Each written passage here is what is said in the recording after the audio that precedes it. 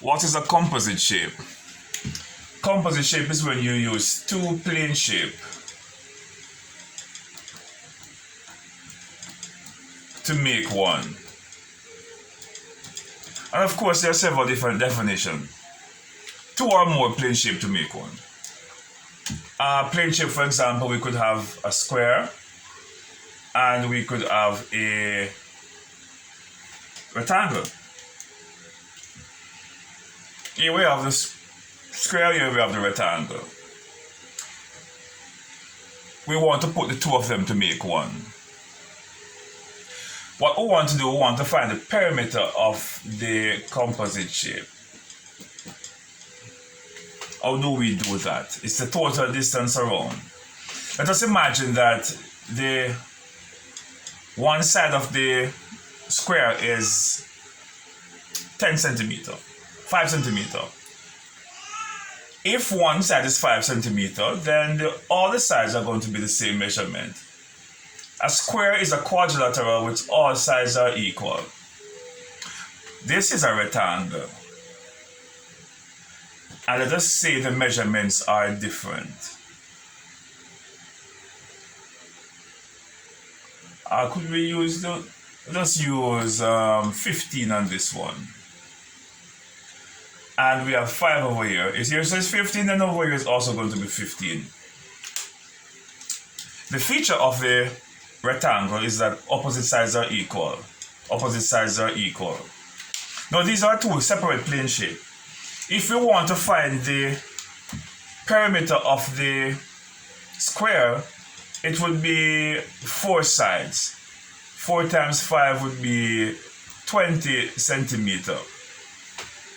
If we want to find the perimeter of the rectangle, the formula would be 2L plus 2W. 2 times the length is 30 and 2 times the width is 10. It would be 40 centimeter would be the perimeter. That is if we're going around individual shapes. But we are going to put the square on top of the rectangle. Join it together. Not join to scale. Join them together. Put it in about the same measurement. 5, 5, 5 all around. It's a square. 5, 5, 5, 5. With the rectangle, we have 5 on these sides, and 5 on here, and 15 here, and 15 up here. Because the opposite sides are equal. We can't go around this anymore. We can't go around the rectangle like this anymore. It's a new shape now.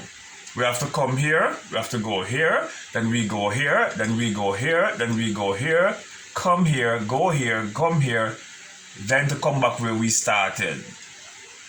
It's a different shape now. We can't just come around again as we once used to. It can't work that way again. It's now a new shape.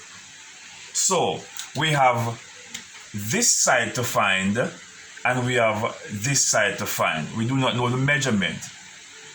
What we do know is that all the way from right here to all the way here is going to be 15, just as this is 15 centimeter. That is what we know. Right here is blocked off. We can't come across anymore. We have to go around. But this blocked off part is 5 centimeter.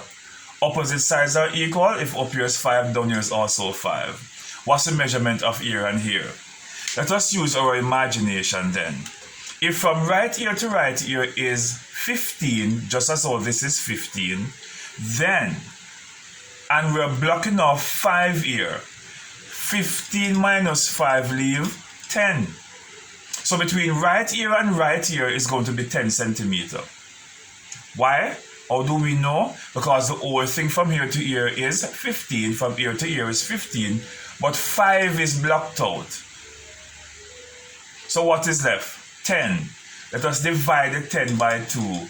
We get 5. So right here is going to be 5 and right here is going to be 5. Then we can find the centimeter, the perimeter for this particular shape. 15 and 5, 20, 25, 30, 35, 40, 45, 50. It is now 50 centimeter. This one was 14, this one was 20, which should have been 60 together. But because we cut off and we're going around, we no longer need to add that into it. We just go right around 15, 20, 25, 30, 35, 40, 45, 50. So 50 centimeter.